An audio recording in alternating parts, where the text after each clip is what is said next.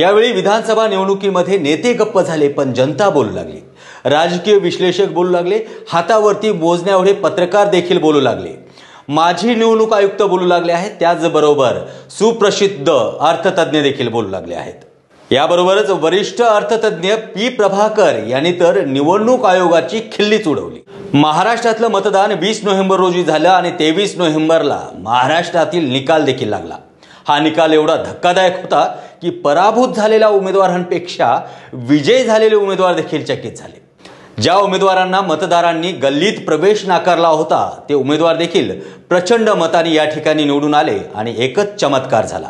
आता याला चमत्कार म्हणायचं का महाघोटाळा हे आपण पाहूया आजच्या या व्हिडिओमध्ये.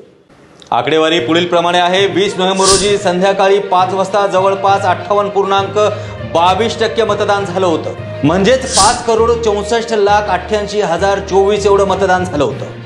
आणि रात्री 11:30 वाजता 65.2% मतदान झालं. अर्थातच 6,30,88,732 एवढं मतदान झालं होतं. म्हणजेच संध्याकाळी 5 ते रात्री 11:30 वाजेपर्यंत 65,97,708 एवढं अधिक मतदान झालं आहे.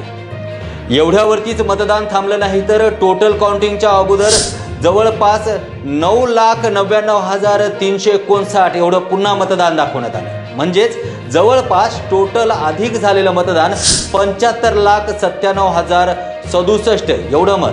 म्हणजे अर्थातच हे जवळपास 76 लाख मतदान अधिक झालं आहे.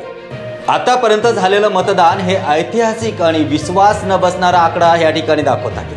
म्हणजे जेव्हा मतदान साधारणतः 5 वाजता झालं त्यानंतर रात्री 11:30 आणि त्यानंतर देखील काही तासात मतदानाचा आकडा पाहिला तर 7.83% एवढं मतदान वाढलं. आतापर्यंत झालेल्या विधानसभा आणि लोकसभा निवडणुकीत इतिहासामध्ये संध्याकाळी 5:30च्या नंतर जवळपास 1% मतदान वाढत होतं. आता याचं गणित करून तुम्हाला सांगायचं झालं तर महाराष्ट्रात 1000 ते 1200 वोटिंग बूथ होते. जवळपास एका रांगेमध्ये 1000 मतदार जरी आपण पकडले तर एका व्यक्तीला मतदान करण्यासाठी केवळ 1 मिनिट वेळ दिला जातो. तर आपण गृहीत धरूया 1000 मिनिटं अर्थातच 16.30 म्हणजे 16.5 तास होतात. यामध्ये देखील एवढं मतदान होणं शक्य नाही जेवढं मतदान 6.5 तासात झालं. त्यानंतर दुसरा महत्त्वाचा मुद्दा सांगायचा झाला तर दरम्यान इलेक्शन कमिशनकडे कुठलीही फोटोग्राफी आणि व्हिडिओग्राफी नाही. त्याचं उत्तर देखील इलेक्शन कमिशन देत नाही. खरं तर मतदान प्रक्रिया पार पडल्यानंतर इलेक्शन कमिशननं प्रेस कॉन्फरन्स घेऊन ही सगळी आकडेवारी देणं गरजेचं आहे. तरी देखील कुठल्याही पद्धतीची प्रेस कॉन्फरन्स घेण्यात आली नाही हे शंकात्मक आहे. जवळपास 5च्या नंतर जेव्हा मतदान होतं तेव्हा पहिली चिठ्ठी आणि मतदान झाल्यानंतर शेवटची चिठ्ठी याचं गणित देखील जुळत नाही आणि इलेक्शन कमिशन याचं कुठलंही उत्तर देखील देत नाही. तर मंडळींनो, आपण पाहताय महायुतीचा एवढा प्रचंड मोठ्या प्रमाणात जो विजय झाला हा विजय नसून त्याचा पर्दाफाश आम्ही देशोन्नतीच्या माध्यमातून करत आहोत. कारण जे विजय झाला आहे तो झाला आहे केवळ संध्याकाळी 5 ते रात्री 11:30 या दरम्यान जे मतदान झालंय 76 लाख मतदान जे झालं आहे ह्या 76 लाख मतदानांनीच या सगळ्यांना निवडून दिलं आहे. ज्यांना अपेक्षा नव्हती असे उमेदवार देखील यामध्ये निवडून आले. तर म्हणजे हा विजय महायुतीचा नाही तर हे जनतेची फसवणूक आहे. तुम्हाला पहिलं सांगितल्याप्रमाणे यामध्ये नेते बोलत नाहीत पण जनता बोलत आहे. जनता बोलत आहे. जनतेच्या मनामध्ये शंका आहे. जनतेला कुठेतरी वाटतं की हे काहीतरी चुकीचं आहे.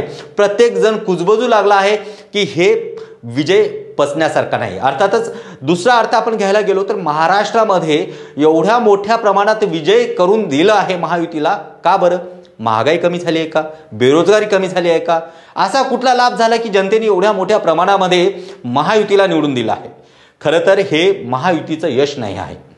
हे अजिबात महायुतीचं यश नाही आहे. हे जनतेची फसवणूक आहे. जर अशाच पद्धतीने हे चालत राहिलं तर एक दिवस या राज्यावरती नाही देशावरती हुकुमशाही येईल.